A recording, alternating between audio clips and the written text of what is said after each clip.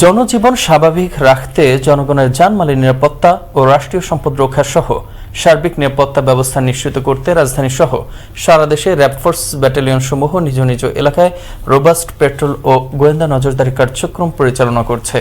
এরই ধারাবাহিকতা র্যাব ১ রাজধানীর বিমানবন্দর, পূর্বাচল, কুড়িল, গুলশান, উত্তরা ও গাজীপুর জেলার বিভিন্ন স্থানে নিরাপত্তা নিশ্চিত করতে এবং সকল ধরনের বিশৃঙ্খলা ও নাশকতা ঠেকাতে মাঠে রয়েছে।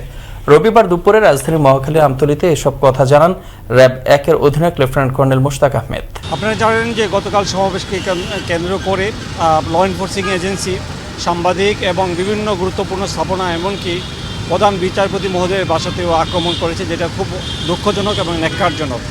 এই ধরনের যারা ভ্যান্ডালিজম করার জন্য চেষ্টা করছে, আমরা তাদেরকে দৃঢ় হস্তে তাদেরকে প্রতিরোধ করব এবং এই ধরনের কোনো ধরনের অ্যাক্টিভিটি যারা করবে তাদেরকে প্রতিহত করার জন্য র্যাব ফোর্সেস মাঠে আছে। আপনারা জানেন যে আজকে ঢাকা শহরের নয় অনলি, যে সারা বাংলাদেশে র্যাব ফোর্সেসের প্রতিটা ব্যাটালিয়ন রোবাস্ট পেট্রোলিং করছে। ঢাকা শহরে প্রায় 1.5 শতাধিক পেট্রোল মোতায়েন আছে। তো যে কোনো ধরনের ভ্যান্ডালিজম হলে আমরা শক্ত হাতে তাদেরকে দমন করব।